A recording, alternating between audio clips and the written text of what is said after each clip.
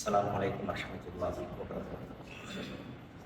إن الحمد لله نحمده ونستعينه ونستغفره ونعوذ بالله من شرور أنفسنا ومن سيئات أعمالنا. من يهده الله فلا مضل له ومن يضلل فلا هادي له. أشهد أن لا إله إلا الله وحده لا شريك له وأشهد أن محمدا عبده ورسوله. اللهم صل على محمد وعلى آل محمد كما صليت على إبراهيم وعلى آل إبراهيم إنك حميد مجيد. اللهم بارك على محمد وعلى آل محمد كما باركت على إبراهيم وعلى آل إبراهيم إنك حميد مجيد. يا أيها الذين آمنوا اتقوا الله حق تقاته ولا تموتن إلا وأنتم مسلمون. يا أيها الناس اتقوا ربكم الذي خلقكم من نفس واحدة وخلق منها زوجها وبث منهما رجالا كثيرا ونساء واتقوا الله الذي تساءلون به والأرحام إن الله كان عليكم رقيبا. يا أيها الذين آمنوا اتقوا الله وقولوا قولا سديدا يصلح لكم أعمالكم ويغفر لكم ذنوبكم ومن يطع الله ورسوله فقد فاز فوزا عظيما. أما بعد فإن أصدق الحديث كتاب الله وخير الهدي هدي محمد صلى الله عليه وسلم. شر الأمور محدثاتها وكل محدثة بدعة وكل بدعة ضلالة وكل ضلالة في النار. அன்புக்குரிய இஸ்லாமிய சகோதரிகளே, இன்றைய நாள் நாம் எல்லாம் அல்லாஹ் தஆலாவுடைய மார்க்கத்தின் ஒரு பகுதியை விளங்கி அதன் வழியிலே நம்முடைய அமல்களை சிறப்பாக அமைத்துக் கொள்வதற்காக இந்த இடத்திலே நாம் ஒன்று கூடியிருக்கின்றோம். அறிவை கற்பதற்காக எந்த கூட்டம் பள்ளி வாயிலே ஒன்று சேர்வார்களோ அந்த கூட்டத்தாருக்கு அல்லாஹ் மலக்குகளை அனுப்பி அவர்களுடைய இறக்கைகள் மூலம் நம்மை பாதுகாக்கிறார்கள். அதே போன்று அல்லாஹ்வுடைய அமைதி என்னும் அந்த சக்கீனத் என்னும் அமைதி நம் மீது இறங்குகிறது என்று நபிகளார் ஸல்லல்லாஹு அலைஹி வஸல்லம் சொன்னார்கள். அப்படியான மலக்குகளுடைய பாதுகாப்பிலே அல்லாஹ்வுடைய அமைதி இறங்கக்கூடிய ஒரு மஜ்லிஸிலே நானும் நீங்களும் அல்லாஹ்வுடைய மார்க்கத்தை கற்பதற்காக இங்கு ஒன்று சேர்ந்திருக்கின்றோம். எனவே அல்லாஹ்வுடைய அந்த அருள்கள் நம் அனைவர் மீதும் உண்டாவதாக என்று பிரார்த்தித்தவனாக, அன்பான சகோதரிகளே, இன்றைய நாள் நாம் இந்த மாதம் முஹர்ரம் என்னும் இஸ்லாமிய முதல் மாதத்திலே நாம் எல்லாம் இருக்கிறோம். இந்த மாதத்திற்கென்று சில சிறப்புகள் இருப்பதாக இஸ்லாம் சொல்லுகிறது. அதே போல் இந்த மாதத்தில் தான் ஆசூரா தாசுவா என்ற இரண்டு நோன்புகளையும் நோட்குமாறும் இஸ்லாம் நமக்கு சொல்லுவதை நாங்கள் பார்க்கிறோம். நாம் கடந்த காலங்களிலே இந்த நோன்பை நோற்றிருக்கிறோம். ஆசூரா என்ற இந்த நோன்பை நாம் நோற்று வருகிறோம். ஆனாலும் அந்த நோன்பு எதற்காக நோக்கப்படுகிறது, அதை நோட்பதனால் நமக்கு என்ன பலன் இருக்கிறது, ஏன் 9ம் 10ம் நோக்கப்பட வேண்டும் என்ற அந்த சில தகவல்களை உங்களோடு பகிர்ந்து கொள்வதோடு இந்த மாதத்தின் சிறப்பு பற்றி அல்லாஹ் சொல்லுகின்ற ஒரு சில செய்திகளையும் நாங்கள் தெரிந்து கொள்வோம்.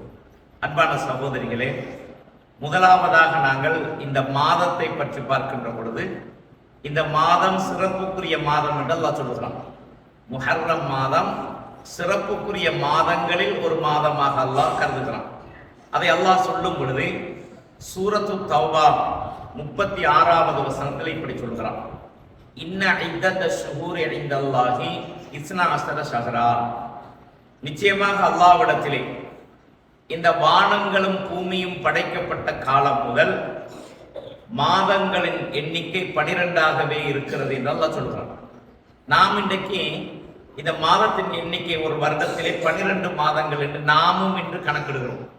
அல்லாஹ் சொல்லுகிறான், வானம் பூமி படைக்கப்பட்ட காலம் முதலே இந்த மாதங்களின் எண்ணிக்கை 12 தான். அப்ப உலகத்திலே என்றுமே இந்த மாதம் 12ஆகத்தான் இருக்கிறது என்பதை அல்லாஹ் இந்த வசனத்தில் நமக்கு சொல்லி காண்பிக்கிறான். சொல்லிவிட்டு அல்லாஹ் சொல்லுகிறான், மின்ஹா அர்பாஅத்துன் ஹுரும். இந்த 12 மாதங்களில் 4 மாதங்கள் அல்லாஹ்விடத்திலே சங்கைக்குரியவை, 4 மாதங்கள் சிறப்பானவை, சங்கையான மாதங்கள் என்று அல்லாஹ் சொல்லி காண்பிக்கின்றான். தாலிக தீனுல் கையும், இதுதான் உறுதியான மார்க்கமாகும், நிலையான மார்க்கமாகும். இந்த இஸ்லாம் உறுதியான நிலையான மார்க்கமாகும் என்று சொல்லிவிட்டு ஃபலா தத்லிமு ஃபீஹின்ன அன்ஃபுஸக்கும், எனவே இந்த மாதங்களில் நீங்கள் உங்களுக்கு அநீதிகள் இணைத்துக் கொள்ள வேண்டாம் என்று அல்லாஹ் சொல்றான்.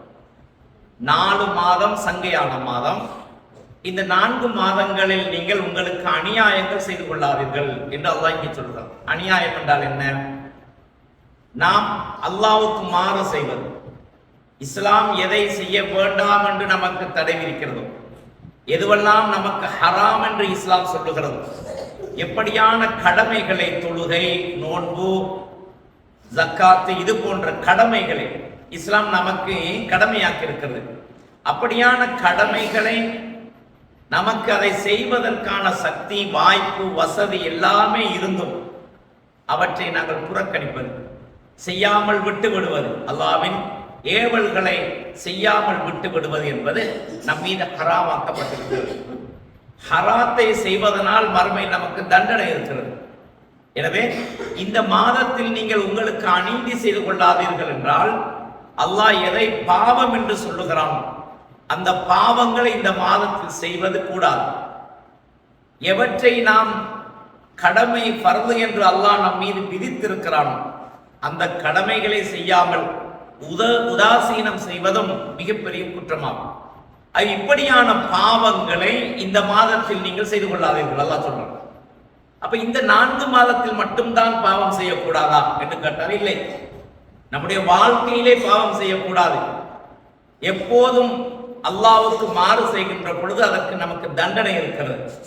ஆனால் குறிப்பிட்ட இந்த 4 மாதங்களில் அந்த பாவங்களை நாம் செய்கின்ற பொழுது அது நமக்கு நாம் செய்து கொள்ளுகின்ற அநியாயம். இதற்கு அதிகமான தண்டனை இருக்கிறது என்பதை அல்லாஹ் இந்த வசனத்தின் மூலம் நமக்கு எச்சரிக்கிறார். எனவே இஸ்லாமிய துவக்கத்திலே இஸ்லாத்திற்கு எதிரான எதிரிகளால் பல யுத்தங்கள் நிகழ்த்தப்பட்டன.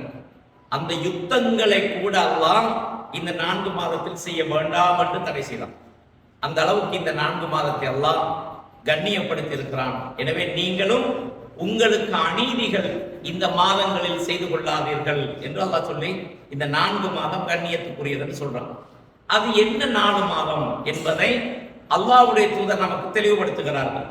சஹீஹுல் புகாரியிலே 3197 இலக்கத்தில் பதிவான செய்தி. அபூ பக்ரா ரலியல்லாஹு அன்ஹு அவர்கள் சொல்லுகிறார்கள், அண்ணன் நபிய ஸல்லல்லாஹு அலைஹி வஸல்லம் கால், நபிகளார் ஸல்லல்லாஹு அலைஹி வஸல்லம் சொன்னார்கள், அஸ்ஸனத்து இஸ்னா அஷர ஷஹ்ரன், வருடம் என்பதை 12 மாதங்கள் கொண்டது. மின்ஹா அர்பஅத்துன் ஹுரும், அந்த 12 மாதங்களில் 4 மாதங்கள் சங்கையான மாதங்கள். சலாசத்துன் முத்தவாலியா, அதில் 3 மாதங்கள் தொடர்ச்சியாக வரக்கூடியவைகள் என்று சொல்லிவிட்டு சொல்லுது. அந்த மாதத்தை சொல்லி காண்பிக்கிறார். என்னென்ன மாதம்? ஜுல்காதா, ஜுல்ஹிஜ்ஜா, முஹர்ரம். ஜுல்காதா என்பது 11வது மாதம், ஜுல்ஹிஜ்ஜா என்பது இஸ்லாத்தில் 12வது மாதம், முஹர்ரம் என்பது இஸ்லாத்தின் முதல் மாதம். அப்ப 3 மாதங்கள். அதே போன்று சொன்னார்கள் ரஜப், ரஜப் என்னும் மாதம். இது ஜுமாதா அல் ஊலா, ஜுமாதா சானி என்று 2 மாதம் இருக்குது. அந்த மாதத்துக்கு முன்னால் வரக்கூடிய ரஜப் என்ற மாதமும் இஸ்லாத்தில் சங்கைப்படுத்தப்பட்ட மாதம் என்று நபிகளார் சொல்றாங்க. அப்ப இஸ்லாத்தில் சங்கைப்படுத்தப்பட்ட மாதம் எது? துல்காதா, துல்ஹிஜ்ஜா, முஹர்ரம், ரஜப் ஆகிய இந்த 4 மாதங்களும் இஸ்லாத்தின் பார்வையில் கண்ணியமானது. அல்லாஹ் அதனை மகிமைப்படுத்தி வைத்திருக்கிறான். இந்த 4 மாதங்களில் ஒன்றுதான் நாம் இன்றிருக்கின்ற முஹர்ரம் மாதம். நாம் இப்பொழுது முஹர்ரம் மாதத்தில் இருக்கிறோம். இந்த மாதமும் அல்லாஹ்விடத்தில் சங்கையாக்கப்பட்ட மாதம். இந்த 4 மாதங்களில் நாங்கள் எங்களுக்கு அநீதி செய்து கொள்ளக்கூடாது, பாவங்களை புரிந்து கொள்ளக்கூடாது, அல்லாஹ்வினால் தடுக்கப்பட்ட காரியங்களை நாங்கள் செய்யக்கூடாது. அல்லாஹ்வினால் தடுக்கப்பட்ட காரியங்களில் மிக முக்கியமான ஒன்றுதான் அன்பு தோழிகளே, கணவனுக்கு நன்றி கட்ட முறையில் நடப்பதும் அந்த மாறு செய்வதில் ஒன்றுதான். அல்லாஹ்வுடைய தூதர் ஸல்லல்லாஹு அலைஹி வஸல்லம் அவர்கள் ஒரு நாள் ஒரு பெருநாளுடைய குத்துபாவை, உரையை நடத்துகிறார்கள். அந்த உரையிலே சில செய்திகளை சொல்லும் பொழுது ரசூல் இப்படி சொன்னாங்க, நரகத்தில் அதிகமான பெண்களை நான் கண்டேன். நரகத்திலே அதிகமாக இருப்பது பெண்களாகத்தான் நான் கண்டேன் என்று சொல்லிவிட்டு அதற்கு ஒரு காரணம் சொன்னாங்க. யக்ஃபுர்னல் அஷீர, கணவர்களுக்கு நீங்கள் நன்றி கெட்டத்தனமாக நடந்து கொள்வதனால் அதிகமாக நீங்கள் நரகத்தில் இருப்பதை நான் கண்டேன் என்று அல்லாஹ்வுடைய தூதர் சொன்னார். அப்போ ஒரு பெண் ரசூலுல்லாஹ்ட்ட கேட்கிறாங்க, அயக்ஃபுர்னல்லாஹ், ஒரு பெண் அல்லாஹ்வுக்கு மாறு செய்கிறார்களா யா ரசூலல்லாஹ் என்று கேட்டதற்கு சொன்னார்கள், இல்லை, உங்களுடைய கணவனுக்கு நீங்கள் நன்றி கெட்டவர்களாக நடக்கிறீங்க. எப்படி சொல்ல விளங்கப்படுத்துறாங்க.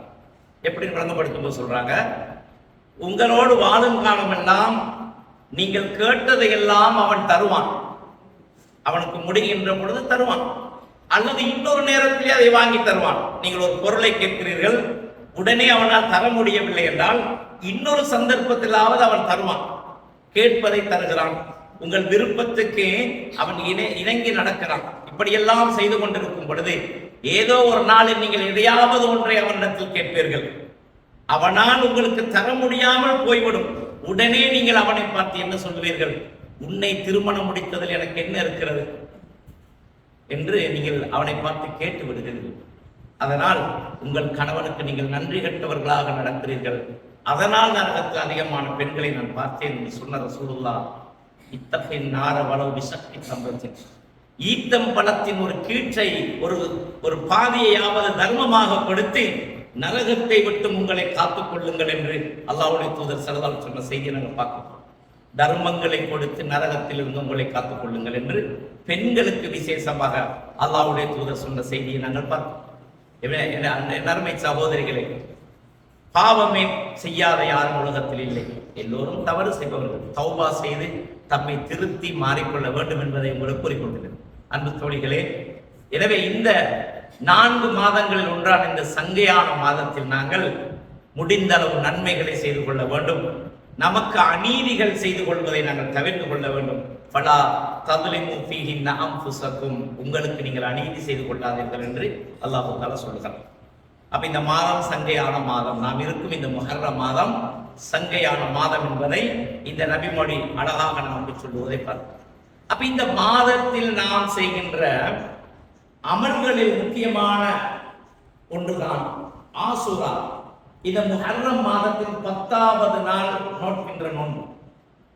9வது தினத்திலும் ரசூலுல்லாஹ் நோன்பு வைக்குமாறு சொன்னார். அப்ப இந்த முஹர்ரம் மாதத்தின் 9வது நாள் 10வது நாள் நோன்பு வைப்பது நமக்கு சுன்னத்தாக்கப்பட்டிருக்கிறது. நான் நினைக்கிறேன் இன்று பிறை 7, இன்றைய நாள் பிறை 7, முஹர்ரம் 7வது நாளில் நாம் இப்பொழுது இருக்கிறோம். அப்ப மறுநாள் அடுத்த நாள் 8 செவ்வாய்க்கிழமை இன்ஷா அல்லாஹ் நாம் எல்லோரும் நோன்பு நோக்க வேண்டும். அது நம் மீது சுன்னத்தாக்கப்பட்ட ஒரு பரலு கிடையாது.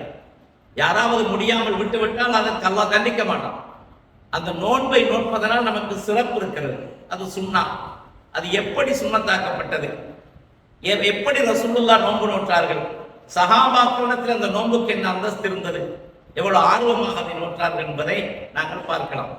அப்ப சஹீஹுல் புகாரியிலே, சஹீஹ் முஸ்லிமிலே 1163ஆம் இலக்கத்தில் பதிவான செய்தி, அபூ ஹுரைரா ரலியல்லாஹு அன்ஹு அவர்கள் சொல்லுகிறார்கள், கால ரசூலுல்லாஹி ஸல்லல்லாஹு அலைஹி வஸல்லம், அல்லாஹ்வுடைய தூதர் ஸல்லல்லாஹு அலைஹி வஸல்லம் அவர்கள் சொன்னார்கள், அஃலலு ஸியாமி பஅத ரமலான் ஷஹ்ருல்லாஹி அல் முஹர்ரம். அப்ப என்ன சொல்றாங்கன்னு கேட்டா, சிறந்த நோன்பு ரமலானுடைய நோன்பு. ரமலான் மாதத்தில் நாம் நோக்கிற நோன்பு இருக்கிறதே, அதுதான் இஸ்லாத்திலே மிகச் சிறந்த ஒரு நோன்பு. அந்த நோன்புக்கு ஈடாக எந்த நோன்பும் கிடையாது. அது நம் மீது கடமையாக்கப்பட்ட நோன்பு. சக்தி இருந்தும் நோட்பதற்கான ஆரோக்கியம் இருந்தும் யார் ஒருவர் இந்த நோன்பை நோக்கவில்லை, அல்லாஹ்விடத்தில் தண்டிக்கப்படுவார், அவர் குற்றவாளி ஆவார். அப்படி கட்டாயப்படுத்தப்பட்ட நோன்புகளில் ஒன்றுதான் ரமலானுடைய மாத நோன்பு. ரமலான் நோன்பு தவிர எந்த நோன்பும் நமக்கு பரலு கிடையாது. ரமலானுடைய நோன்பை தவிர வேறு எந்த நோன்பும் நம் மீது கடமை கிடையாது. ஆனால் ஒருவன் தன் மீது கடமையாக்கி கொண்டாலே தவிர, எப்படி கடமையாக்குறது? உதாரணமாக நேர்ச்சி வைக்கிறாரு, எனக்கு இது நடந்தால் நோன்பு முடிப்பேன், எனக்கு இப்படி ஒன்று செயல் நடந்தால் நோன்பு வைப்பேன், நேர்ச்சி வைக்கிறாரு. இப்ப இவரு அதை நோட்பது பரவு கடமை கட்டாயம் பிடிக்கும். அப்படி தன் மீது தானே நோன்பை விதியாக்கி கொண்டாலே தவிர வேறு எந்த நோன்பும் என்ன இல்லை இஸ்லாத்துல கடமை கிடையாது. ரமலான தவிர அப்ப ரமலான் மட்டும்தான் நமக்கு பரவு. அப்ப இவரத்துல ஒரு நேர்ச்சி வச்சுக்கிட்டாரு தவிரன்னு சொன்னேன். அப்ப நேர்ச்சி வைக்கலாமா இஸ்லாத்துல கேட்டா நேர்ச்சி வைக்காதுங்க. இஸ்லாத்துல நேர்ச்சி கிடையாது. இஸ்லாத்துல நேர்ச்சி ஒண்ணு இல்லை. ரசூலுல்லாஹ் சொன்னாங்க, அபூதாவுதுல பதிவான செய்தி, நீங்க நேர்ச்சி செய்யாதீங்க. இன்ன நதுரலாயத்தி அதாவது நேர்ச்சை எந்த நலவையும் உங்களுக்கு கொண்டு வராது. நேர்ச்சியால் எந்த நலவும் நடக்காது. இன்னும் சொன்னாங்க ரசூலுல்லாஹ், நேர்ச்சை என்பது உங்களுக்கு விதிக்கப்பட்ட விதியை முற்படுத்தவும் மாட்டாது பிற்படுத்தவும் மாட்டாது. இப்ப எனக்கு ஒரு நாளைக்கு காய்ச்சல் வரணும், இது அல்லாஹ்வோட விதியா இருந்தால் அந்த காய்ச்சல் வந்து தான் ஆகும். நான் நேர்ச்சை வைக்கிறேன், யாரால காய்ச்சல் வரக்கூடாது, அதனால வராம இருக்குமா? இல்ல, வரத்தான் செய்யும். எனக்கு ஏதாவது ஒரு நோய் வருது, அல்லாஹ் எனக்கு விதிச்ச நோய் இன்ன நாள்ல தான் அது குணமடையணும். ஒரு மாத காலம் நான் நோயாளியா இருக்கணும், ஒரு மாதத்தின் பின்னர் அந்த நோய் குணமாகணும் என்று அல்லாஹ் விதித்து இருக்கிறான். அவனோட கதிர்ல கதிர்ல அவன் விதிச்சிருக்கான் என்றால், இப்ப நான் என்ன செய்யறேன், யா அல்லாஹ் எனக்கு நோய் வரக்கூடாது, அது அந்த நோய் வந்து ஒரு மாதத்தால தான் குணமடையணும் அல்லாஹ்வுடைய எழுத்து. ஆனா நான் என்ன செய்யறேன், யா அல்லாஹ் எனக்கு 2 நாளையில இந்த நோயை குணப்படுத்தி, நான் 2 நோன்பு வைப்பேன்னு நேர்ச்சி வைக்கிறேன். இப்ப 2 நாள்ல சோமாயிருமா? சோமாவாது. 2 நோன்பு குடிப்பேன் என்றதுக்காக ஒரு மாசம் நோன்பு குடிப்பேன் நேர்ச்சி வைத்தாலும் அது குணமாகாது. எப்ப ஆகும் என்று கேட்டால், அல்லாஹ் எனக்கு விதிச்சபடி அன்றைய நாள் தான் குணமாகும். அதைத்தான் சொல்றாங்க, லா யுகத்திமு ஷையன் வலா யுஅக்கிர். நேர்ச்சை வைப்பதனால் எந்த ஒன்றையும் உட்படுத்தவும் மாட்டாது, விதியில் எதையும் பிற்படுத்தாது. அதனால நேர்ச்சை செய்யாதீங்கன்னு நாங்கள் சொல்லுவோம். நேர்ச்சை வச்சா நிறைவேறும், நேர்ச்சை செஞ்சா நிறைவேறும். இன்ஷா அல்லாஹ் நேர்ச்சை பற்றி ஒரு நாள் நாங்கள் பார்ப்போம். இது விதியாக்கப்பட்ட நோன்பு. அப்ப நோன்பை பொறுத்த மட்டும் ரமலான் நோன்பு மட்டும்தான் பரது. ஒரு மனிதன் நேர்ச்சை வைத்து பரலாக்கி கொண்டாலே தவிர, அப்படி வச்சா கட்டாயம் பிடிக்கணும். இது ஒரு செய்தி. அப்ப அது அல்லாம ரமலானுக்கு அடுத்தபடியாக இருக்கிற சிறப்பான நோன்பு எது என்று கேட்டால் ஆசுரா நோன்பு. இந்த முஹர்ரம் மாதத்தில் நோக்கப்படுற 10வது நோன்பு தான் ரமலானுக்கு அடுத்தபடியாக இருக்கிற சிறப்புக்குரிய நோன்பு. அப்ப அதி சிறந்த நோன்பு எது? ரமலானுடைய நோன்பு தான். அடுத்தபடியாக இஸ்லாத்துல சிறந்த நோன்பு எதுன்னு கேட்டா, முஹர்ரம் மாதம் 10வது நாள் பிடிக்கின்ற ஆசூரா நோன்பு. இந்த நோன்பு தான். அப்ப அத்தனை சொல்றாங்க, அஃதலு சியாமி பாத ரமலான், ரமலானுடைய நோன்புக்கு பின்னால் இருக்கின்ற மிகச்சிறந்த நோன்பு எதுன்னு கேட்டா ஷஹ்ருல்லாஹ் அல் முஹர்ரம், அல்லாஹ்வின் மாதமாகிய முஹர்ரம். பாருங்க, அல்லாஹ் முஹர்ரம் மாதத்தை ஷஹ்ருல்லாஹ் என்று சொல்லிக்கிறாங்க. அல்லாஹ்வோட மாதம், எவ்வளவு கண்ணியமான மாதம் இதுன்னு பாருங்க. அப்புறம் சொல்ல எப்படி சொல்றாங்க, ஷஹ்ருல்லாஹ் அல்லாஹ்வுடைய மாதம் என்று இந்த முஹர்ரம் மாதத்தை கண்ணியப்படுத்திருக்கிறாங்க. அப்ப இந்த மாதத்தை நாமளும் கண்ணியப்படுத்தணும், பாவம் செய்யக்கூடாது. முடிந்த அளவு நாங்க தவறுகளை விட்டுறணும், 7 மாதம் நன்மைகளை செய்யணும். அப்ப அல்லாஹ்வுடைய மாதம் என்று சொல்றாங்க. அப்ப இந்த மாதத்தில் நோக்கப்பட்ட நோன்பு தான் ரமலானுக்கு அடுத்தபடியாக இருக்கிற மிகச் சிறப்புக்குரிய நோன்புங்கிறத அல்லாஹ்வுடைய தூதர் சொல்லிவிட்டு, அஃதலு ஸலாத்தி, தொழுகையில சிறந்த தொழுகை என்ன தெரியுமா? பாதல் ஃபரீலா, பரந்து தொழுகை.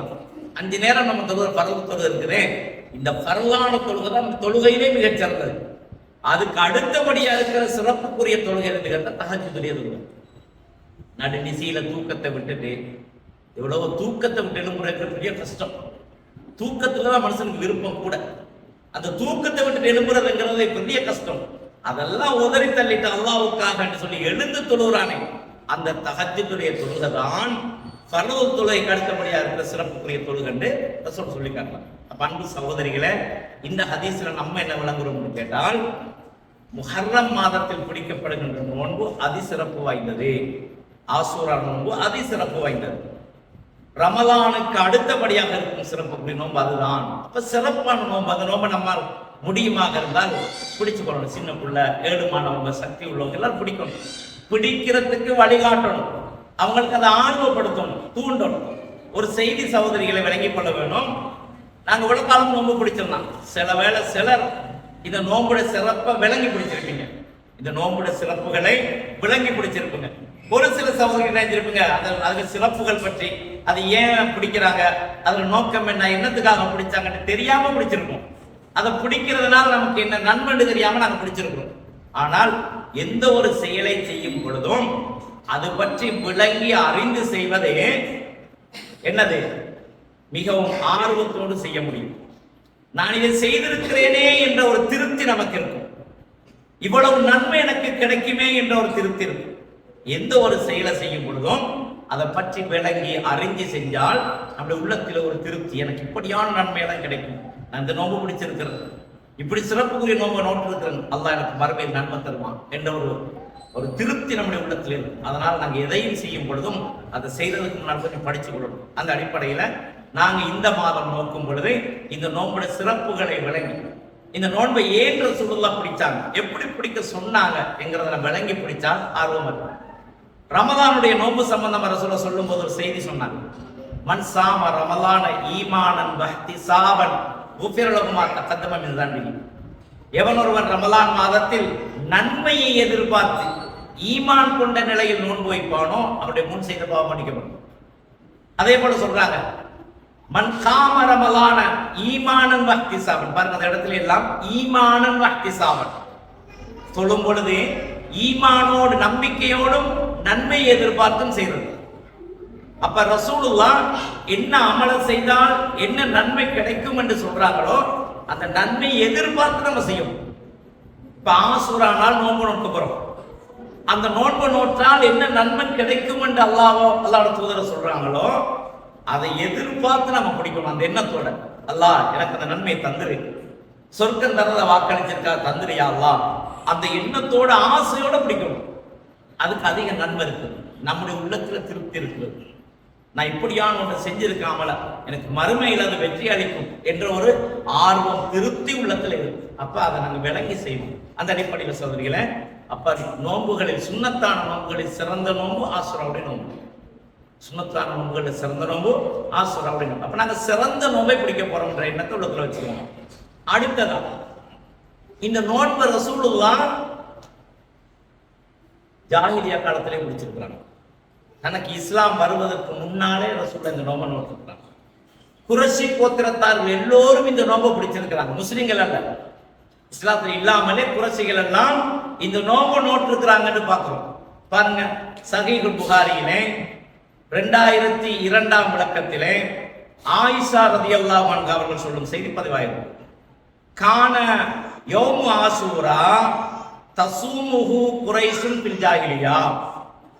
ஆசூராவுடைய தினம், ஆசூராவுடைய தினம் என்ன? முஹர்ரம் மாசம் 10வது நாள். நாம் இப்ப இருக்கிற இந்த முஹர்ரம் மாதம் 10வது நாள், இன்னும் 2 நாளைக்கு பின்னால வரக்கூடிய 10வது நாள்.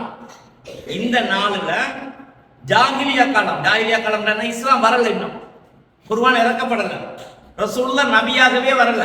அதுக்கு முன்னால் உள்ள காலத்துக்கு தான் ஜாஹிலியா காலம் சொல்லுவோம். அந்த காலத்திலேயே குறைஷிகள் நோன்பு நோட்டார்கள். ஆயிஷா சொல்றாங்க, குறைஷிகள் நோன்பு நோட்டார்கள். வகான ரசூலுல்லாஹி ஸல்லல்லாஹு அலைஹி வஸல்லம் யஸுமு. அல்லாஹ்வுடைய தூதரும் அந்த காலத்திலே அந்த நோன்பை நோட்டாங்க. அல்லாஹ்வுடைய தூதர் மக்காவில் இருக்கும் பொழுது இந்த நோன்பு நோட்டிருக்கிறாங்க. மதீனாக்கு வந்ததுக்கு பிறகுதான ஆசூரா நோன்பு நோக்க சொன்னாங்க ரசூலுல்லாஹ். அதுக்கு முன்னரே ரசூலுல்லாஹ் மக்காவில் இருக்கும் பொழுது என்ன செஞ்சாங்க? இந்த நோன்பு நோட்டிருக்காங்களாம். வஅமர பிஸ்ஸியாமிஹி. பின்னர் இந்த அதுக்கு பிறகு என்ன செய்யறாங்கன்னு கேட்டா, ஃபலம்மா கதிமல் மதீனா, மக்காவுல இருந்து மதீனாவுக்கு ஹிஜ்ரத் போனாங்க. ஹிஜ்ரத்துக்கு போனதுக்கு பின்னாலதான் முஸ்லிம்கள் கிட்ட இந்த நோம்பு நோருங்க அப்படின்னு சொல்லி கடமை ஆக்கினாங்க. ஆசுர நோம்பு நீங்க பிடிங்க கட்டாயம் அப்படின்னு சொன்னாங்க. அதுக்கு முன்னுக்கு ரசூலுல்லாஹ் முஸ்லிம்களை பிடிக்க சொல்லி ஏவல, ஆனா ரசூலுல்லாஹ் பிடிச்சாங்க. மக்காவுல இருக்கும் பொழுது ரசூலுல்லாஹ் பிடிச்சிருக்கிறாங்க. ஆசூரா நோன்பு எப்ப நமக்கு கடமையாக்கப்படுதுன்னு கேட்டா, ரசூலுல்லாஹ் மதீனாக்கு வந்ததுக்கு பின்னாடி. இது ஒரு காலத்துல ஃபர்லாக இருந்த நோன்பு. ஆசூரா நோன்பு முஸ்லிம்களுக்கு ஆரம்ப காலத்துல ஃபர்ல், இப்பதான் சொன்னான் கட்டாயம் நோற்றையாக வேண்டும் என்று இருந்த ஒரு நோன்பு தான் இந்த முஹர்ரம் மாதம் 10வது நோன்பு. அதை ஆயிஷா சொல்லி காட்டுறாங்க. குறைஷிகள் மக்காவில் இருக்கும் பொழுது அந்த நோன்பு நோட்டிருக்கிறாங்க. அல்லாஹ்வுடைய தூதரும் மதீனாக்கு வருவதற்கு முன்னால் மக்காவுல வச்சு இந்த நோன்பை பிடிச்சிருக்கிறாங்க. ஆனா மதீனாவுக்கு வந்ததற்கு பின்னால இந்த நோன்பை கட்டாயப்படுத்தினாங்க. எல்லா முஸ்லிம்களும் பிடிக்கணும் அப்படின்னு கட்டாயப்படுத்தினாங்க. ஃபலம்மா ஃபுர்ல ரமலானு. அப்ப மதீனாவுல வச்சு ஹிஜ்ரி 2ஆம் ஆண்டு தான் நோன்பு பரலாக்கப்பட்டது. அப்ப மதீனாக்கு ரசூலுல்லாஹ் வந்ததுக்கு பிறகுதான் ரமலான் மாத நோன்பு பரல். அதுக்கு முன்பு நோன்பு இருக்கல, ரமலான் நோன்பு இருக்கல. அப்ப ரசூலுல்லாஹ் மதீனாவுக்கு வந்ததுக்கு பின்னால ரமலானுடைய நோன்பு ஹிஜ்ரி 2ல பரலாக்கப்படுது. அப்ப ரமலான் பரலாக்கப்பட்டதுக்கு பின்னால் ரசூலுல்லாஹ் இந்த நோன்பை விடுறதுக்கான வைத்தாங்க. இந்த நோன்பை ஆசூராவுடைய நோன்பு. அதுக்கு முன்னுக்கு இந்த நோன்பு பரவு. ரமலான் நோன்பு பரலாக்கப்படுறதுக்கு முன்னால ஆசூராவுடைய நோன்பு முஸ்லிம்கள் மீது பரவு கட்டாயம் பிடிச்சாகணும் விடையலாம். அப்புறம் சொல்ல அப்படி கட்டளை வைத்தாங்களாம். அதுக்கப்புறம் சொல்றாங்க ரமலான் பரலாக்கப்பட்டோடனே தரக்க யௌம ஆசூரா, ஆசூராவுடைய நோன்பு அது பரலாக இருப்பது விடுபட்டது. ஃபமன் ஷா அசாமஹு, விரும்பியவர் அந்த நாள் நோன்பை நோப்பார். ஃபமன் ஷா தரக்கஹு, விரும்பினால விடுவார். ஒன்று விரும்பினா செய்யலாம், விரும்பினா விடலாம் என்று வந்தா அது சுன்னா, நன்மை இருக்குது செஞ்சா. அந்த நோன்பை பிடிச்சா நமக்கு என்ன இருக்குது? நன்மை இருக்குது. பிடிக்கலைங்கிறதுக்காக அல்லாஹ் உங்களை தண்டிக்க மாட்டான். அது ஹராம் இல்லை. பிடிக்கலன்னா ஹராம் இல்லை. ரமலானுடைய நோன்பை பிடிக்காம இருக்கிறது ஹராம், தண்டனை இருக்குது, அதுக்கு நரகம் இருக்குது. ஆனால் ஆசூராவுடைய நோன்பு நமக்கு சுன்னா. பிடித்தால் நன்மை இருக்கிறது, சொர்க்கம் இருக்கிறது. அதை பிடிக்கலன்னு சொன்னா ஒரு தண்டனை. அன்பு சகோதரிகளே, ஒரு நோன்புக்குரிய சிறப்பு என்ன தெரியுமா? ஒரு நோன்பு ஃபர்தோ சுன்னாவோ ஒரு நோன்புக்குரிய சிறப்பு என்னன்னு சொன்னா, அல்லாஹ்வுடைய தூதர் ஸல்லல்லாஹு அலைஹி வஸல்லம் சொன்னாங்க, எவர் ஒருவர் அல்லாஹ்வின் பாதையிலே ஒரு நாள் நோன்பு வைப்பாரோ அவருக்கு அல்லாஹ் 70 வருடங்கள் நரகத்தை விட்டு தூரப்படுத்துறான். யோசிச்சு பாருங்க. ஒரு நோன்பு பிடிச்சா அல்லாஹ்வுக்காக சொல்லி ஒரு நோன்பு ஒரு நாள் பிடிச்சாங்க. அந்த ஒரு நாள் நோன்புக்காக அல்லாஹ் 70 வருடங்கள் நரகத்தை விட்டு நம் முகத்தை தூரப்படுத்துறான். அப்ப 10 வருஷமா நம்ம பிடிக்கிறோம், 20 வருஷமாக நம்ம அந்த நோன்பை பிடிக்கிறோமா இருந்தால், ஒரு நோன்புக்கு 70 வருஷம் என்றால் 20 வருடமும் நம்மளோட வாழ்க்கை நோன்பு பிடிச்ச எத்தனை வருஷம் நரகத்தை விட்டு தூரப்படுத்தப்படுவோம். சிரிச்சு பாருங்க, எவ்வளவு பெரிய அருள். வெயில்ல இருக்கிறோம், கட்டும் வெயில், தாங்க முடியாது வெயில், அப்படியே நடந்துட்டு தலை சுத்துது வாரம். அழகான நிழல் ஒன்று இருக்கு, மரம், போயிட்டு உட்கார்ந்தா எப்படி இருக்கு சிரிச்சு பாருங்க. அந்த நிழல்ல உட்கார்ந்தா எப்படி இருக்கு, எவ்வளவு இன்பமா இருக்கு. இத மாதிரி சிந்திச்சு பாருங்க. நாளை மறுமையிலே மகஷர்ல நிழலே இல்லாத நாளாம் ரசூலுல்லாஹ் சொல்றாங்க. நிழலே இல்லாத நாள். அந்த நிழல் இல்லாத நாளில் அல்லாஹ் நிழல் தருவான் இந்த நோம்பின் மூலம். நரகத்தில் இருக்கிறவங்க மிக கொடுமையாக தண்டிக்கப்படுவாங்க. அல்லாஹ் குர்ஆன்ல சொல்லி காட்டுறான், லா துபகி வலா கதர். நரகத்திலே ஒருவன் நுழைந்து விட்டால் அவனை அந்த நரக நெருப்பு மிச்சம் வைக்காது, விட்டு வைக்காது. அந்த நரகம் விட்டு வைக்காது யாரையும். உடல்ல ஒரு பகுதியை கூட மிச்சம் வைக்காது. அந்த அளவுக்கு நரக நெருப்பு சுட்டு போடும். இன்னொரு இடத்துல அல்லாஹ் சொல்லி காட்டுறான், நரகவாசிகளுக்கு தார் ரோட்ல ஊத்திரிக்க தார் இருக்குதே, இந்த தாரால் ஆடை அணிவிக்கப்படும். நம்மளோட உடம்புல தாரால் ஆடை போடுவாங்களாம், உடுப்பாட்டி நரகத்தின் கம்பத்துல கட்டப்படுவோம். நரகத்தின் கம்பத்துல கட்டப்பட்டு அந்த நரக நெருப்பு முகத்தை எல்லாம் மூடிக்கொண்டு பத்துமா. அல்லாஹ் குர்ஆன்ல சொல்றாங்க. சும்மா சிந்திச்சு பாருங்க. நம்ம கையில கொஞ்சம் தார் இருக்கு, அது உருவி ஒழுவதா இருந்தா எப்படி இருக்கிறோம் உடம்பு, தோளெல்லாம் பிஞ்சு, சதையெல்லாம் பிஞ்சு, எப்படி இருக்கு சிந்திச்சு பாருங்க. இப்படியான கொடூரமான நரகம். இன்னொரு ரசூலுல்லாஹ் ஹதீஸ்ல சொன்னாங்க, நரகம் அல்லாஹ் கிட்ட முறைப்பாடு செய்யறா, யா அல்லாஹ் என்னில் சில பகுதியை சாப்பிடும். நரகத்தின் நெருப்பு நரகத்தின் சுவர்களையே எரிக்கிறியா அல்லாஹ் அப்படி சொல்லி நரகம் முறைப்பாடு செய்யணும். அப்ப அல்லாஹ் நரகத்தை பார்த்து சொல்றான், 2 மூச்சுகளை வெளியில விடு, 2 மூச்சை வெளியில விடு. நரகத்துக்கு 2 மூச்சு உள்ளுக்கு அப்படியே அடங்கி இருக்கிற அந்த காத்து திறந்து விடுறது, 2 காத்து வெளியே. அது சொல்லி போட்டு சொன்னாங்க. அது எப்ப தெரியுமா? கட்டும் கோடை காலத்துல அடிக்கிற கொடுமையான வெயில் இருக்குதே, அந்த வெயில் நரகத்தின் ஒரு மூச்சு. கடுமையான குளிரான நேரத்தில் அடிக்கிற கட்டும் குளிர் இருக்கிற தாய் போன்ற வெளிநாடுகள் அடிக்கிற குளிர் நினைச்சு பாருங்க, உதடெல்லாம் வெடிச்சு போகும். பாலைவனத்து கட்டும் சூடு, பெட்ரோல் டங்கியை கூட மூடிடுவாங்க, நெருப்பு பிடிச்சிருக்க, அந்த அளவுக்கு பயங்கரம். இந்த வெயிலும் அந்த குளிரும் நரகத்தின் ஒரு மூச்சு என்றாங்க சொல்றாங்க. நரகத்தை செஞ்சு பாருங்க. இந்த நரகத்துல இருந்து நாம் ஒரு நாள் நோற்று நோன்புக்காக அல்லாஹ் 70 வருடங்கள் நம்ம நரகத்தை விட்டு தூரப்படுத்துவாங்க என்றால், இந்த சுன்னத்தான நோன்புல நம்ம 7 மாதம் பிடிச்சுக்கிறோம். வாழ்க்கையில உடல்ல சக்தி இருக்கும் வரைக்கும் நம்ம பிடிக்கும். யுவதிகளாக நாங்க இளம் பருவத்தில் இருக்கிற இடத்துல நம்மளுக்கு நல்லா சக்தி இருக்கு, நோம்பு பிடிக்கும். 7 மாதம் பிடிச்சு கொள்ளும். வயோதிபம் வந்துட்டுன்னு சொன்னா நோம்பு பிடிச்சிட்டு தாங்க முடியாத நிலைமைக்கு நம்ம ஆளாயிடுவோம். திடீரென நம்ம நோயாளியா போயிடுவோம். உணவு 3 வேளைக்கு மேல அதிகமா சாப்பிட வேண்டிய நோயாளிகள்லாம் இருக்கிறாங்க. சீனி நோயாளிகள் என்பது இந்த உலகத்தை நிறைஞ்சு போயிட்டாங்க. நோம்போட அவங்களுக்கு இருக்கிறாங்க. இந்த வியாதிகள் எல்லாம் வந்துட்டா நோன்பு பிடிக்க சந்தர்ப்பத்தை இழந்துடும். அதனால் நம்ம உடல்ல எப்ப சக்தி இருக்குதோ, ஆரோக்கியம் அல்லாஹ் நம்மளை வச்சிருக்கிறானே, நம் முடியுமான அளவு நம்மை நரகத்திலிருந்து தூரப்படுத்துவதற்காக, சொர்க்கத்தின் உயர்ந்த இடத்தில் நாம் வசிப்பதற்காக இந்த நோன்புகளை நம் உள்ளத்தில் நோற்றுக்கொள்ள வேண்டும். எனவே ரமலானுடைய நோன்புக்கு அடுத்து சுன்னத்தான நோன்புகளிலே சிறந்த நோன்பு இந்த ஆசூரா எனும் இந்த மாதம் முஹர்ரம் மாதத்தில் இருக்கும் 10வது நோன்பு சிறப்புக்குரியது. அதில் சிறப்பு என்ன? ஏதாவது ஒரு நோன்பை நீங்கள் ஒரு நாள் நோற்றால் அல்லாஹ்வுக்காக நரகத்திலிருந்து 70 வருடங்கள் நீங்கள் தூரப்படுத்தப்படுவீர்கள் என்றால் இந்த நோன்புகள் மறுமை நம்மை காப்பாற்றும். நான் முன்னால் சொன்னேன், வெயிலின் கொடுமை நிழலில் இருப்பவனுக்கு தெரிவதில்லை. கடுமையான வெயிலில் வந்தவர்களுக்கு நிழல் கிடைத்தால் எப்படி சந்தோஷப்படுகிறோமோ அது போன்றுதான் நரகம் கண்களால் பார்க்கின்ற பொழுது அதிலிருந்து நீ நோற்று நோன்புக்காக உனக்கு விடுதலை என்று அல்லாஹ் சொல்லுவானாக இருந்தால் அதே போன்ற ஒரு சந்தோஷம் மறுமை நமக்கு வேறு என்ன இருக்க முடியும்? எனவே இருக்கின்ற காலங்களில் ஆர்வத்தோடு அந்த நோன்புகளை நாங்கள் நோற்றுக்கொள்வோம். அன்பு சகோதரிகளே, மேலும் அல்லாஹ்வுடைய தூதர் ஸல்லல்லாஹு அலைஹி சொன்னார்கள், சஹீஹ் புகாரியிலே 3943 இலக்கத்தில் பதிவான செய்தி. அப்துல்லாஹ் இப்னு அப்பாஸ் ரலியல்லாஹு அன்ஹு சொல்லுகிறார்கள், லம்மா கதிமன் நபியு ஸல்லல்லாஹு அலைஹி வஸல்லம் மதீனா, அல்லாஹ்வுடைய தூதர் மதீனாவுக்கு வந்த பொழுது, எப்ப மதீனாவுக்கு போனாங்க? மக்காவுல மார்க்கத்தை செய்ய முடியாது, காபிர்களுடைய தொல்லை இதெல்லாம் தாங்க முடியாம ஹிஜ்ரத்து போனாங்கன்னு படிச்சிருக்கணும். அப்ப மதீனாவுக்கு ரசூலுல்லாஹ் ஹிஜ்ரத்து வந்த பொழுது மதீனா வாசிகள் நோன்பு பிடிச்சிருக்கிறாங்க. இதை ரசூலுல்லாஹ் பார்க்கறாங்க, இன்னும் உங்களை நோன்பு வச்சிருக்கிறாங்க. அப்ப வஜதல் யஹூத யஸூமுன ஆசூரா, மதீனாக்கு வந்த பொழுது யூதர்கள் அந்த 10வது நாள் நோன்பு பிடிச்சிருக்கிறாங்க. முஹர்ரம் மாதம் 10வது நாள் நோன்பு பிடிச்சிட்டு இருக்கிறாங்க அவங்க. அப்ப ரசூலுல்லாஹ் கேட்கிறாங்க, எதற்காக இவர்கள் நோன்பு வைத்திருக்கிறார்கள் என்று அவர்களிடம் விசாரிக்கப்பட்டது.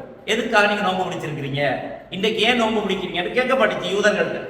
அப்ப யூதர்கள் சொன்னார்கள், ஹாதா அல் யௌமுல்லதி அல்ஃபரல்லாஹு ஃபீஹி மூஸா, இது எப்படிப்பட்ட நாள் என்றால், எது முஹர்ரம் மாதம் 10வது நாள் என்பது எப்படிப்பட்ட நாள் என்றால், அந்த நாளில் தான் ஃபிரௌனுக்கும் மூசா நபிக்கும் இடையில் நடந்த சண்டையிலே ஃபிரௌன் மூசா நபியை கொல்லுவதற்காக மூசா நபியையும் மூசா நபியோடு ஈமான் கொண்டிருந்த அந்த மக்களையும் கொல்லுவதற்காக ஃபிரௌனும் ஃபிரௌனுடைய படைகளும் துரத்தி கொண்டு சென்ற நாள். அல்லாஹ் கடலை பிளந்து அந்த கடலை வழியாக ஒரு வீதியாக ஆக்கினான். அதுக்குள்ளால் நடந்துட்டு மூசா நபியும் அந்த மூமின்களும் போறாங்க. நடுக்கடலை தாண்டுகின்ற நேரத்தில் அல்லாஹ் மூசா நபியும் மூசா நபியுடைய ஈமான் கொண்டவர்களும் கடலை தாண்டுற நேரத்தில் அல்லாஹ் கடலை அப்படியே மூடி விட்டான். ஃபிரௌனும் அவனுடைய படைகளும் இஸ்லாத்தின் எதிரிகளும் கடலுக்குள்ளே மூழ்கடிக்கப்பட்டு அப்படியே கொல்லப்பட்டார்கள். மூசா நபி காப்பாற்றப்பட்ட நாள், ஃபிரௌன் கொல்லப்பட்ட நாள் எது? முஹர்ரம் 10வது நாள். இதை சொன்னாங்க. இதை நினைவு கூறி மூசா நபிக்கு அல்லாஹ் பாதுகாப்பு வழங்கினானே, அந்த நாளை நினைவு கூறித்தான் நாங்கள் இன்று நோன்பு வைத்திருக்கிறோம் என்று அவர்கள் சொன்னார்கள், மதீனாவாசிக்கு சொன்னார்கள். அப்ப ரசூலுல்லாஹ் உடனே என்ன சொன்னாங்க? அது யூதர்கள். ரசூலுல்லாஹ் என்ன சொன்னாங்கன்னு கேட்டா, நஹனு அவுலா பி மூசா மின்கும், மூசா நபியை நினைவு கூறி அந்த நாளை நினைவு கூறி நோன்பு வைப்பதற்கு அவங்களை விட நாங்க தான் மிக தகுதியானவங்க. நாங்க முஸ்லிம்கள், நாங்க தான் பிடிக்கும், நாங்க தான் மிக ஏற்றமானவர்கள் என்று சொல்லி ரசூலுல்லாஹ் மூமின்கள்ட்ட சொன்னாங்க, நீங்களும் நோன்பு பிடிங்க. அந்த நாள் 10வது நாள் நீங்களும் நோன்பு பிடிங்க. யூதர்களும் பிடிக்கிறாங்க, நீங்களும் பிடிங்க நாங்க சொல்லுவோம். அப்ப 10வது நாள் நோன்பு வச்சாங்க முஸ்லிம்கள் எல்லாம். பிறகு என்ன நடக்குதுன்னு கேட்டா, அந்த ரசூலுல்லாஹ் கிட்ட பிறகு சொல்றாங்க, யார் ரசூலுல்லாஹ், இந்த தினத்திலே தான் யூதர்களும் நோன்பு வைக்கிறார்களே யார் ரசூலுல்லாஹ், அப்ப யூதர்களுக்கு மாற்றம் செய்யுங்கள் என்று தானே நீங்க சொல்வீங்க. அப்ப இந்த 10வது நாள் அவர்களும் நோன்பு வைக்கிறார்களே என்று சொன்னபடுத்த ரசூலுல்லாஹ் சொன்னார்கள், இன்ஷா அல்லாஹ் அடுத்த வருடம் உயிரோடு இருந்தால் 9ஐயும் சேர்த்து நான் நோன்பு வைப்பேன் என்றாங்க. அது சஹீஹ் முஸ்லிமிலே 1134 இலக்கத்தில் பதிவாயிருக்கிறது. அப்துல்லாஹ் இப்னு அப்பாஸ் ரலியல்லாஹு சொல்றாங்க, ஹீன சாம ரசூலுல்லாஹி ஸல்லல்லாஹு அலைஹி யௌம ஆசூரா வ அமர பிஸ்யாமி, ரசூலுல்லாஹ் முஹர்ரம் 10வது நாள் நோன்பை நோற்றி முஸ்லிம்களையும் நோன்பு நோக்குமாறு ஏவிய பொழுது சஹாபாக்கள் சொன்னார்கள், யார் ரசூலுல்லாஹ், இன்னஹு யௌமுன் துஅல்லிமுல் யஹூது வன் நஸாரா, இந்த நாளை முஹர்ரம் மாதம் 10வது நாளை யூதர்களும் மகிமைப்படுத்துகிறார்கள், கிறிஸ்துவர்களும் மகிமைப்படுத்துகிறார்களே என்று சொன்ன பொழுதுதான் ரசூலுல்லாஹ் சொன்னாங்க, இன்ஷா அல்லாஹ் என்ன சொன்னாங்க, ஃபைதா கானல் ஆமுல் முக்தபில், எதிர்வரும் வருடம் நான் உயிரோடு இருந்தால் இன்ஷா அல்லாஹ் சுன்னா அல் யௌம தாசியா, அவங்களுக்கு மாற்றமாக 9வது தினத்தையும் சேர்த்து நோன்பு பண்ணாங்க. அப்ப 9 10 முடிப்பேன் அப்படி சொன்னாங்க. ஆனால் ஃபலம் யத்தில் ஆமின் முக்தபிலு ஹத்தா தூஃபிய ரசூலுல்லாஹ், அடுத்த வருடம் வரவில்லை, அல்லாஹ்வுடைய தூதர் மூத்தபிட்டாங்க. அப்புறம் ரசூலுல்லாஹ் 10வது நாள் நோன்பு நோட்டாங்க, 9 நோக்கல. அடுத்த வருஷம் இருந்தா நோட்பேன்டாங்க. அதனால இன்னைக்கு நாங்க ரசூலுல்லாஹ் சொன்ன அடிப்படையில் 9ஐயும் 10ஐயும் நோக்கிறோம். அன்பு சகோதரிகளே, 10வது நாள் எதுக்காக நோக்கிறோம்? மூசா நபியை கடலில் இருந்து அல்லாஹ் பாதுகாத்த நாள் என்பதற்காக நன்றி கூறி மகிமைப்படுத்திய அந்த நாளை நாங்கள் நோக்கிறோம். அப்ப யூதர்களும் கிறிஸ்துவர்கள் அதுல தானே பிடிக்கிறாங்க, அவங்களுக்கு மாற்றம் செய்யணுமே, அதுக்காக நம்ம என்ன செய்யறோம், அவங்களுக்கு மாற்றம் செய்வதற்காக 9ஐயும் சேர்த்து பிடிக்கிறோம். அவங்க 9 பிடிக்க மாட்டாங்க, நாங்க 9ஐயும் சேர்த்து பிடிக்கிறோம். அப்போ 9ஐயும் 10ஐயும் பிடிக்கணும். ஒரு கேள்வி உங்களுக்கு வரும், ஒரு மனுஷனுக்கு 9 பயணம் போயிட்டு பிடிக்கலாமா, போயிட்டு 10வது நாள் வீட்டுல இருக்கிறோம், 10 பிடிக்கலாம். இப்ப அதுக்காக 11 பிடிக்கலாமா ஒரு கேள்வி வரும். பிடிக்கலாம், 10 11 நீங்க பிடிக்கலாம். 11 பிடிக்கலாங்கிறதுக்கு என்ன ஆதாரம்? முஸ்னத் அஹ்மதுல ஹதீஸ் வருது. அந்த ஹதீஸ் நம்பகத்தரத்தில் சற்றே அறிஞர்கிட்ட கருத்து வேறுபாடு இருந்தாலும் நாங்க என்ன விளங்கணும்னு கேட்டால், 9வது நாள் நோன்பை ரசூலுல்லாஹ் ஏன் நோக்க சொன்னாங்கன்னு கேட்டால், யூத கிறிஸ்தவர்களுக்கு மாற்றம் செய்திருக்காங்க. அவங்க 10ஐ மட்டும் பிடிக்கிறாங்க, நீங்க அவங்களுக்கு மாற்றமா செய்யுங்க. அவங்களுக்கு மாற்றமா எப்படி செய்யலாம்? உன்னை முன்னுக்கு பிடிச்சாலும் மாற்றம் தான், உன்னை பின்னால பிடிச்சாலும் மாற்றம் தான். அதனால் அவங்க மாறு செய்வதற்காகத்தான் 9 நோக்கிறோம் என்பதனால் அது யாருக்கா 9ஐயும் 10ஐயும் பிடிப்பதுதான் சிறந்தது.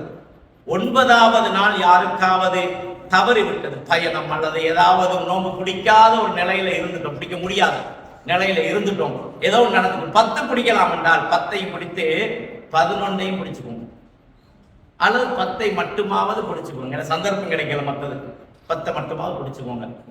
அப்ப இந்த சிறப்புகள், இந்த நன்மைகள் நம்மளால அடைய முடியும்.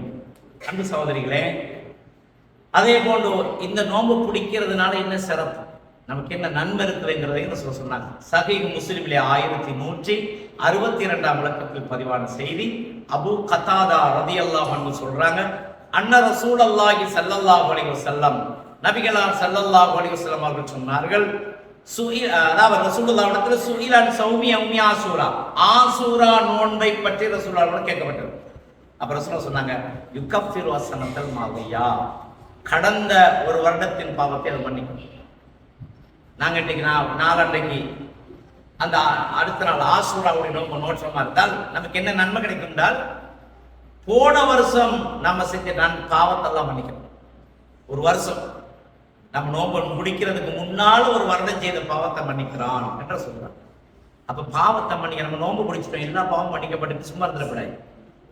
நம்ம இந்த ஹதீஸை விளங்கிட்டு என்ன சொல்லணும், நான் ஆசூரா நோன்பு பிடிச்சிட்டேன், போன வருஷம் எல்லா பாவத்தையும் எல்லாம் மன்னிச்சிட்டான், இன்னும் கொஞ்சம் புது பாவம் செய்யலாம் அப்படின்னு நினைச்சிடக்கூடாது. பாவத்தை மன்னிக்கிறான்ல எப்படி வழங்கணும்னு கேட்டா, பாவம் 2 வகை, பெரும்பாவம், சிறு பாவம். சிறிய பாவங்கள்ங்கிறது சாதாரணமாக சின்ன சின்ன பாவங்கள், அன்றாட நம்மளால தவிர்க்க முடியாத சின்ன சின்ன பாவங்கள் இருக்கு. இந்த பாவங்கள் எல்லாம் மன்னிக்கும். பெரும்பாவம் ஒன்று இருக்குது. பெரும்பாவம் என்னதே, ஜினா செய்வது, களவெடுக்கிறது, அதே போல கொலை செய்கிறது, பெற்றோரை நிந்திக்கிறது.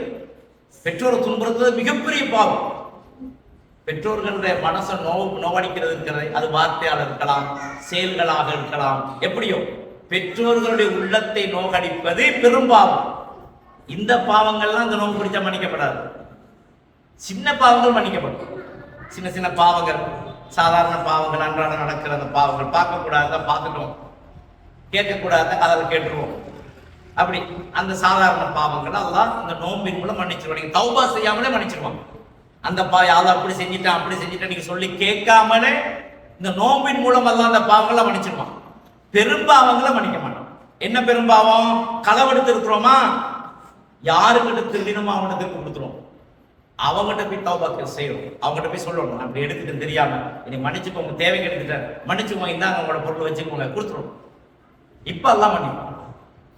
பெற்றோர்களை நிந்திச்சிட்டோம், அவங்களோட மனசு நோக்கு மாதிரி நடந்துட்டோம், அவங்கள திட்டிட்டோம், ஏசிட்டோம், கடுமையான வார்த்தைகளால பேசிட்டோம், நம்முடைய தாய் தந்தை நம்மளால பாதிக்கப்பட்டாங்களா, வைத்து மன்னிப்பு கேளுங்க. அவங்கள்ட்ட மன்னிப்பு கேளுங்க. தாயே, தெரியாம செஞ்சிட்டோம்மா, மன்னிச்சுக்கோங்க. உங்களோட மன்னிப்பு இல்லாம எனக்கு சொர்க்கம் கிடைக்காது, அதெல்லாம் மன்னிக்க மாட்டோம், மன்னிச்சுக்கோங்க அப்படி சொல்லி அவங்களுக்கு இது மன்னிப்பு கேளுங்க. ஒரு தாய்கிட்ட ஒரு தந்தைகிட்ட நம்ம போய் மன்னிப்பு கேட்கறதுனால எதுவும் குறைஞ்சி போறது இல்லை. போய் கேட்டுருங்க. அவங்களால தான் நாங்கள் இந்த அளவுக்கு வந்திருக்கிறோம்ங்கிறத நினைச்சு அவங்கள்ட்ட போய் தௌபா செய்யுங்க, கேளுங்க. அப்பதான் அல்லாஹ் மன்னிப்பு. அப்ப இப்படியான பெரும்பாவங்கள், அல்லது இன்னொரு பொம்பளை தப்பு தப்பா கதைச்சிருப்போம், நீங்க இல்லாம எங்கேயாவது ஒரு இடத்துல போய் திருந்துட்டு சும்மாவோ போட்டு கதைச்சிருப்போம், கழுவி தள்ளி இருப்போம். நடக்காதது செய்யாததெல்லாம் நாமளா கற்பனையில அவன் நல்லவளா அப்படியா அப்படியான்னு அவளை பத்தி படுதூரா பேசியிருப்போம். ஒரு பத்தினி பெண்ணை அபாண்டமா சுமத்தி பேசுவது மிகப்பெரிய குற்றம். பத்தினி பெண் நமக்கு கோபம் இருக்கலாம், நம்ம பக்கத்து போகும்போது நமக்கு விருப்பம் இல்லாம இருக்கலாம், அபாண்டம் சுமத்தக்கூடாது. செய்யாதவள் செஞ்சாதுன்னு சொல்லப்படாது, அநியாயமா சுமத்தப்படாது. சின்ன சின்ன தவறு யாருக்கு தான் இந்த உலகத்துல பக்கத்துல வாழ்றோம், சகோதரமா ஒரு வீட்டுல வாழ்ற நமக்குள்ளே குழப்பங்கள் இருக்குது. அப்ப பக்கத்துக்குள்ள உள்ளவங்க நம்ம தாய் பெற்ற பிள்ளை இல்லையே, சில மாற்றம் இருக்கும். அதுக்காக அபாண்டம் சுமத்தக்கூடாது, அநியாயம் அவன் மேல குறை சுமத்தப்படாது, அவள் செய்யாததையெல்லாம் பழி சுமத்தக்கூடாது. அப்படியான சுமத்தல்கள், அநியாயங்கள், பாவங்கள் அவள் மேல சுமத்தி இருந்தால் பெரும்பாலும் அவங்ககிட்ட போயிட்டு மன்னிப்பு கேட்காத வரையில் அல்லாஹ் மன்னிக்க மாட்டான். அதனால இப்படியான பெரும்பாவங்கள் இந்த நோன்பின் மூலம் மன்னிக்கப்படுறது இல்லை.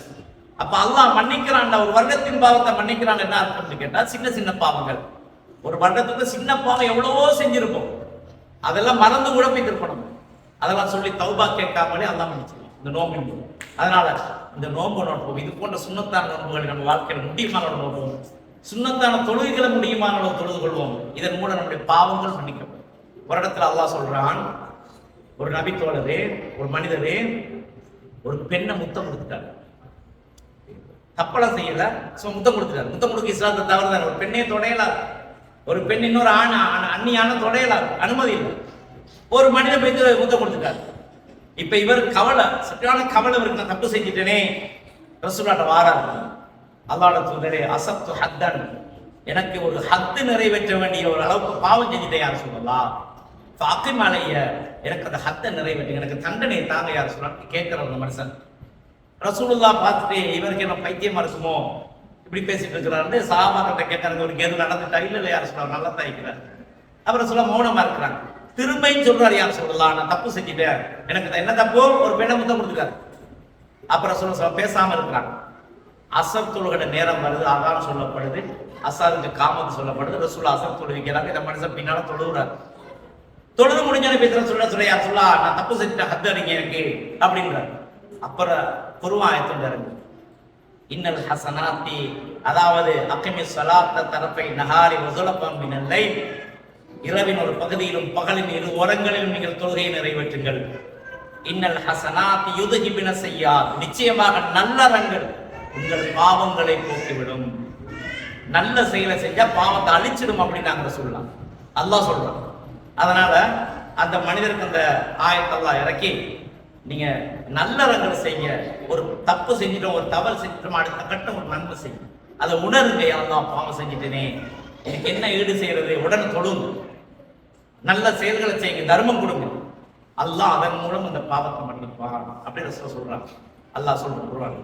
எனவே நல்லறங்களை நிறைய செய்வோம், நோன்புகளை அதிகமாக நோட்போம், சுண்ணத்தான நோன்புகளை நோட்போம். இந்த ஆசூரா தாசுவா கட்டாயம் நம்ம என்ன செய்வோம், சக்தி இருந்தா உடல்ல நம்ம அந்த நோன்பை நோட்போம். நிச்சயமாக அல்லாஹ் ஒரு நோன்புக்காக 70 வருடங்கள் நரகத்தை விட்டு நம்மை தூரப்படுத்துவான். அந்த பாக்கியத்தை நம்ம அடையலாம். அடுத்த வருடம் உயிரோடு இருக்குமா சொல்ல தெரியாது.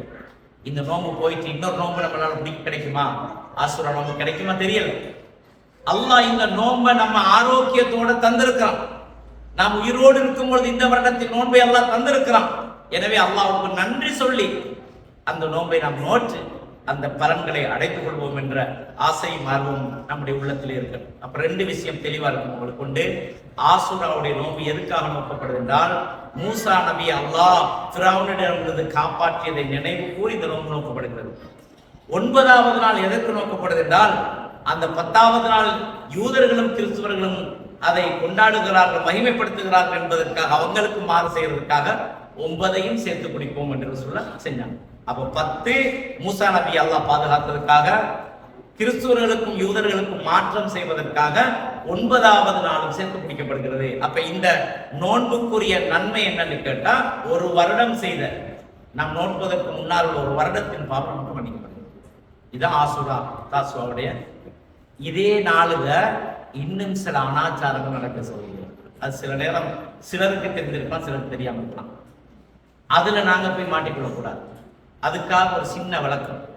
இதே நாள் இந்த 10வது முஹர்ரம் 10வது நாளுல ஷியாக்கள் ஒரு அரங்கேற்றம் செய்வார்கள். என்ன செய்யறாங்க? அவங்கள முஸ்லீம் என்ற பேர்லாம் இருக்கிறாங்க. முஸ்லீம்களை போல தொப்பி போட்டு எல்லாம் செஞ்சுட்டு இருப்பாங்க. அவங்க இஸ்லாத்தை பத்தி நபியை பத்தி எல்லாம் சொல்லுவாங்க. அவங்களும் முஸ்லீம்கள் தான் அப்படின்னு நினைச்சிட்டு நம்மளும் சேர்ந்து அதோட சேர்ந்து போயிடக்கூடாது. ஷியாக்கள் இவங்க முஸ்லீம் கிடையாது. அவங்க இஸ்லாத்துக்கு எதிரி, குர்ஆனையே மாத்தியவர்கள்.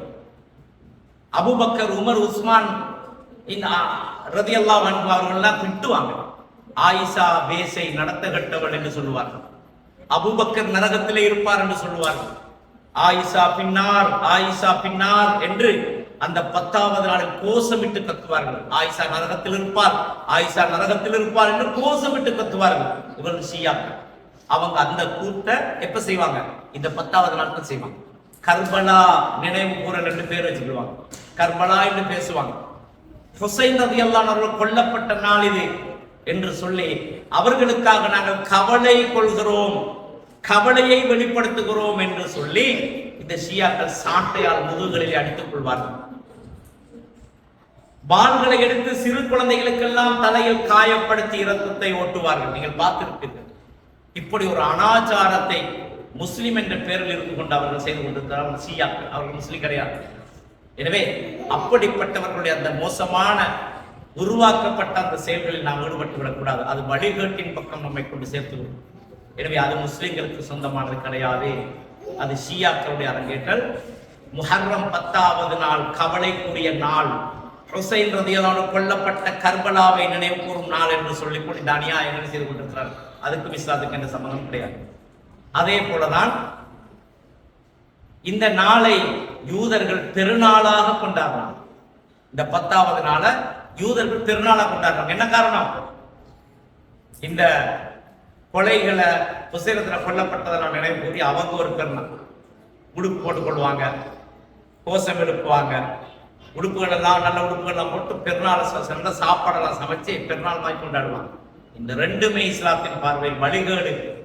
அதற்கு அப்பால் இஸ்லாம் நமக்கு காட்டிய வழி அந்த நாளில் நாம் நோன்பு நோட்பது என்பதை நாங்கள் தெரிந்து கொள்வோம். அல்லாஹ் தஆலா எனக்கும் உங்களுக்கும் இந்த நோன்பை நோற்று இதனுடைய மகிமைகளை பெற்று இந்த அனாச்சாரங்களில் இருந்து நம்மை பாதுகாத்துக் கொள்வதற்கான எல்லா வழிகளையும் அல்லாஹ் தஆலா நம் அனைவருக்கும் தருவானாக.